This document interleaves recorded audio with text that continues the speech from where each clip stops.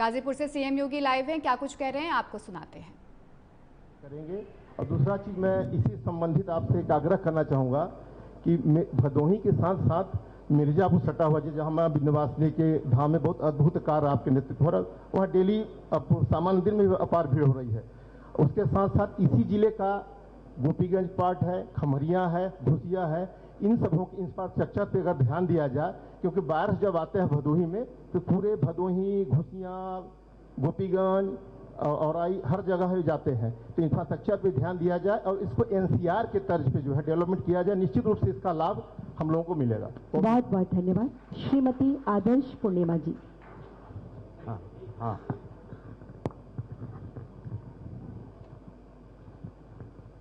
माँ शारदा, माँ शक्ति, सबके वरद पुत्र के स्वरूप आपको मैं नमन करती हूँ पहले। और मेरी एक कामना है कि अध्यात्म और राजनीति का जब भी मेल हुआ है तब हमारे देश ने एक विलक्षण सहयोग दिया है, चाहे वो चाणक्य और चंद्रगुप्त मौर्य का रहा हो या जब भी। आज भी हम आपसे वही उम्मीद करते हैं कि अध्यात्म और राजनीति का ये जो संयोग हो रहा है तो हम हर पथ पे आगे बढ़ें।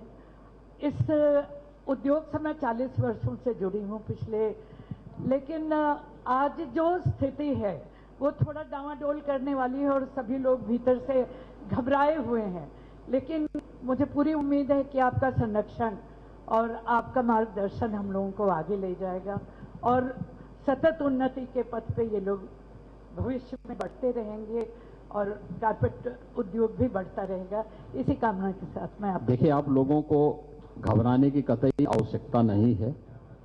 जब चुनौती आती है तो ये मान करके चलिए कि आपके लिए उसमें अवसर की बहुत सारी गुंजाइश है।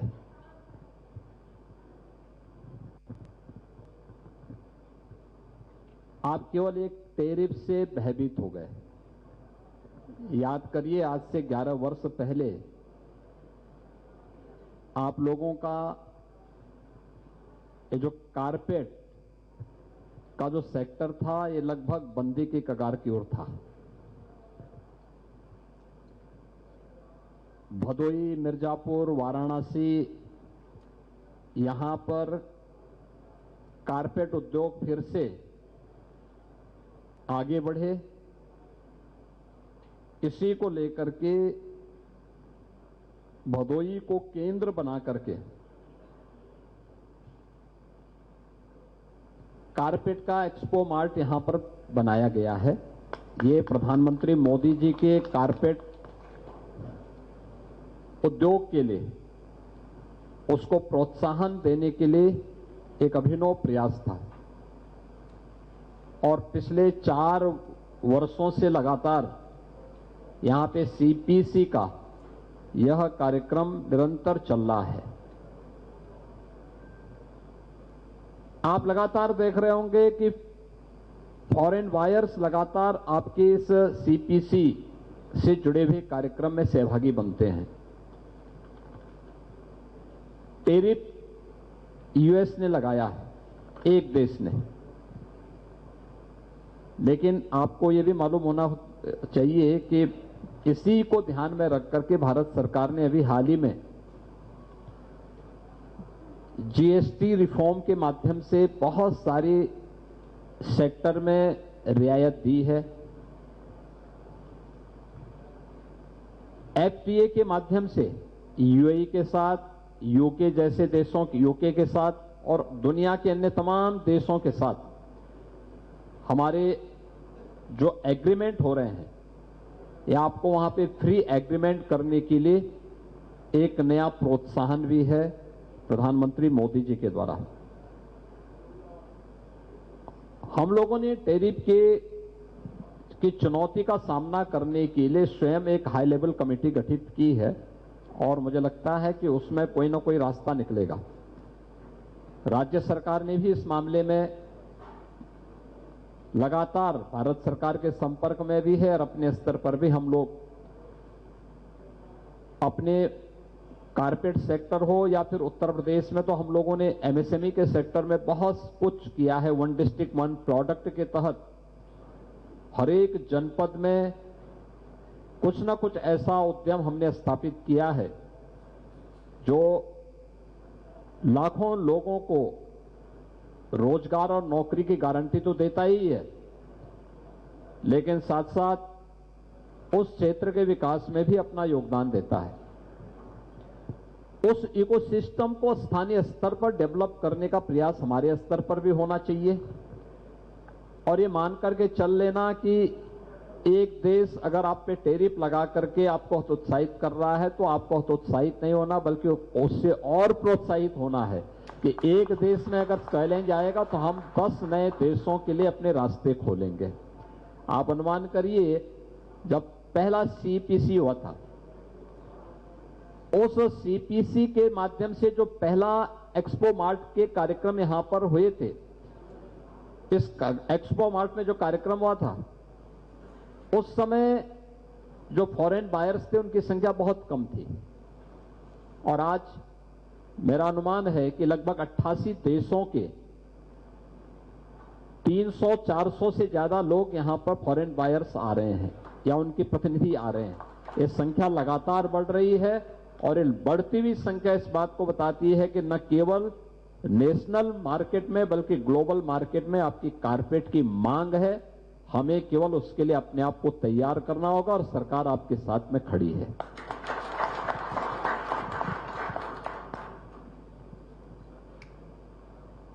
अगले आदरणीय श्री पीयूष जी। काशी प्रयाग के मध्य विंध्य क्षेत्र में इस भदोही जैसे छोटे नगर में आपका बेहद आना हम लोगों को कृतकृत्य करता है। हमारा उद्योग सर साल में 17,000 करोड़ का एक्सपोर्ट करता है और 25 से 30 लाख लोगों को रोजगार देता है। और जब हमारे देश में सुई नहीं बनती थी, आज़ादी के पहले से कालीन का निर्माण होता चला रहा है, इनमें कोई मशीनरी और उसका उपयोग नहीं है, तो और निरंतर प्रगति पे रहा है सरकार के सहयोग से। आपका आना ही हमारे लिए बहुत उत्साहवर्धक है। कम से कम इसकी जो प्रक्रियाएं हैं 28 से 30 प्रक्रियाओं से गुजर कर एक कालीन बनता है और सब जो लोग गांव में काम करते हैं बिना किसी समय के दबाव के एक तरह से आर्थिक स्वावलंबन महिलाओं को सबको प्रदान करता है। अपने घरों पे अपने सुविधा के हिसाब से घंटों से काम करते हैं। बस आपकी कृपा दृष्टि रही तो ये उद्योग ऐसे ही फल फूल करते। यही तो हमारी ताकत है। और देखिए, इसमें हम 2 चीजें यहां पे करने जा रहे हैं। भदोही के कारपेट क्लस्टर को डेवलप करने के लिए और मजबूती देने के लिए वाराणसी मिर्जापुर एक डेवलपमेंट रीजन को भी हम लोग आगे बढ़ा रहे हैं।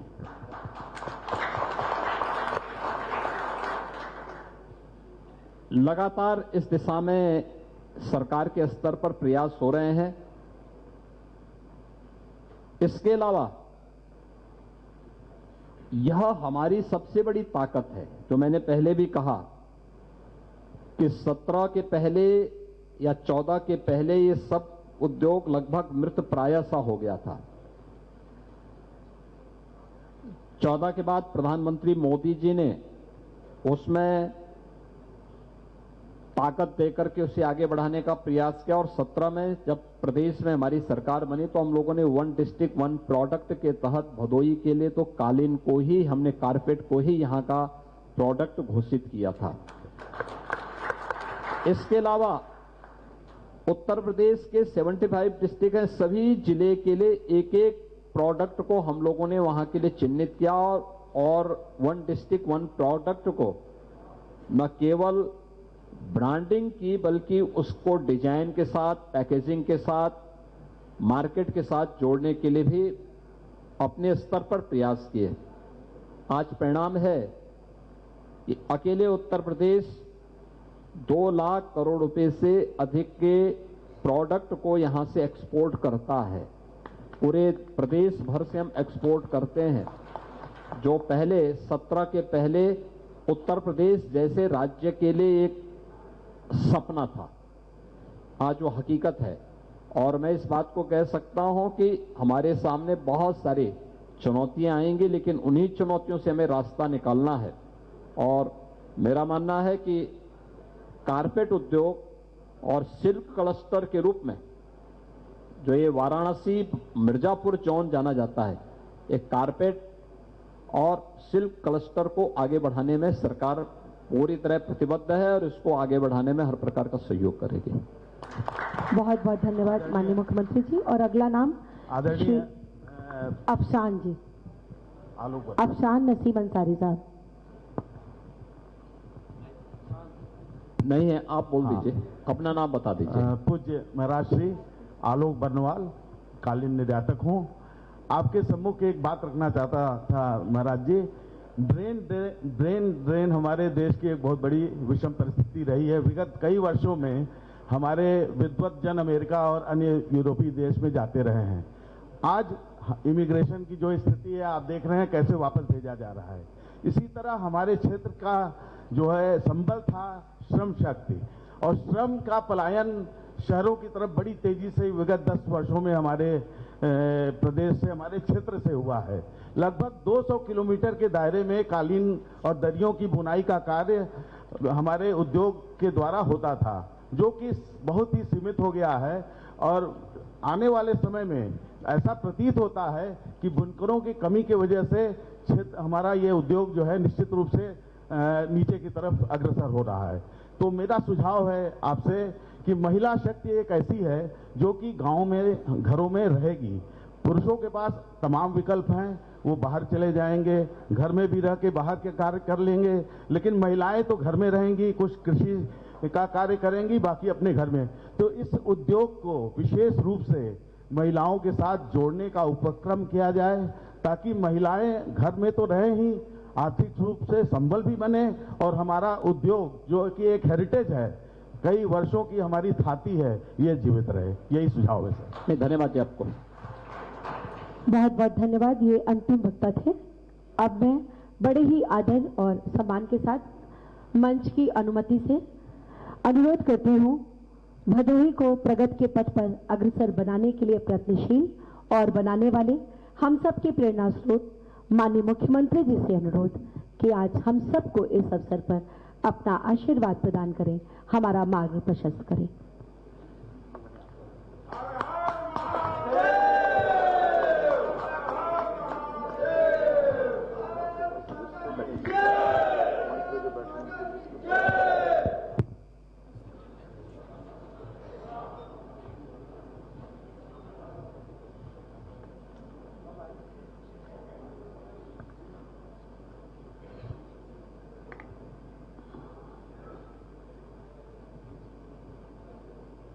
CPC के तत्वाधान में इंडिया कारपेट एक्सपो के 49वें संस्करण और भदोई कारपेट एक्सपो के 4th संस्करण के कार्यक्रम में आज के समारोह में उपस्थित इस क्षेत्र के लोकप्रिय सांसद डॉक्टर विनोद बिंद जी, मान्य विधायकगण श्री दीनानाथ भास्कर जी, विपुल दुबे जी, जिला पंचायत के अध्यक्ष श्री अनिरुद्ध त्रिपाठी जी,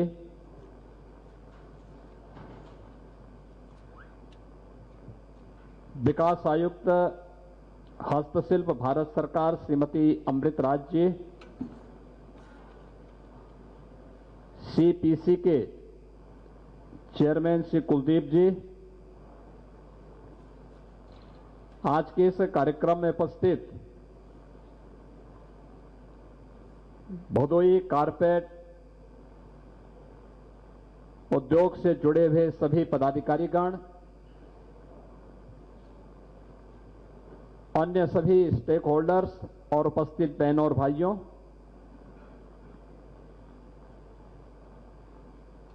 मेरे लिए यह अत्यंत महत्वपूर्ण क्षण है जब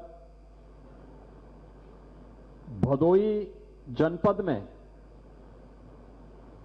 इंडिया कारपेट एक्सपो के इस 49वें संस्करण में मुझे भागीदार होने का अवसर प्राप्त हो रहा है। जब पहला संस्करण भदोई के कारपेट एक्सपो का प्रारंभ हुआ था, उस समय मुझे इस कार्यक्रम में भागीदार बनने का अवसर प्राप्त हुआ था। प्रारंभ से ही मेरा यह मानना रहा है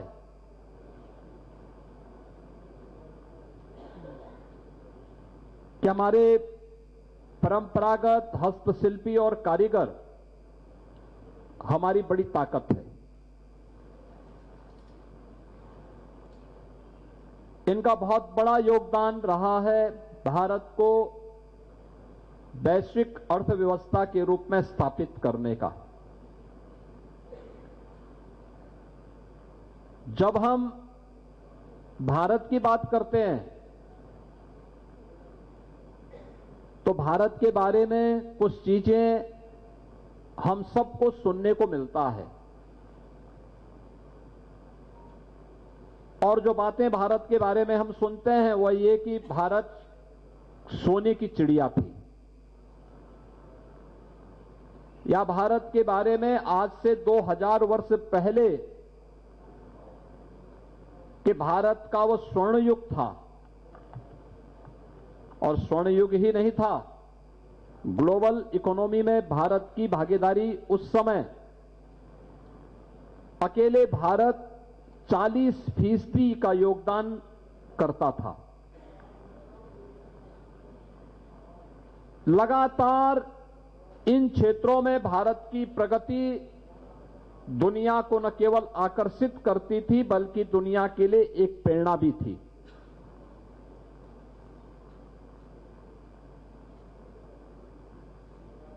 सन 1100 में अगर भारत की इस व्यवस्था को देखेंगे तो दुनिया की अर्थव्यवस्था में भारत का जो योगदान था, तब भी यह वह समय था जब भारत पर विदेशी हमले प्रारंभ होने शुरू हो गए थे। तब भी भारत की भागीदारी 25 से 26% दुनिया की अर्थव्यवस्था में भारत की भागीदारी थी, और 18वीं सदी आते आते भारत की भागीदारी 23% तक थी।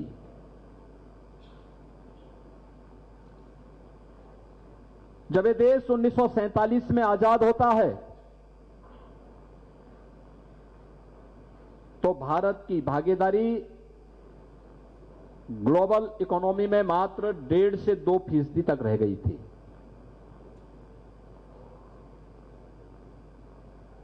सोने की चिड़िया भिखारी बनकर के रह गया था। ये स्थितियां क्यों हुई? अगर आप इसकी तह में जाएंगे तो बहुत कुछ जानने और समझने का अवसर आप सबको प्राप्त होगा। सबसे पहले भारत प्रकृति और परमात्मा के असीम कृपा का देश है। यह सच है कि दुनिया के अंदर तमाम देशों के पास भौगोलिक क्षेत्रफल है,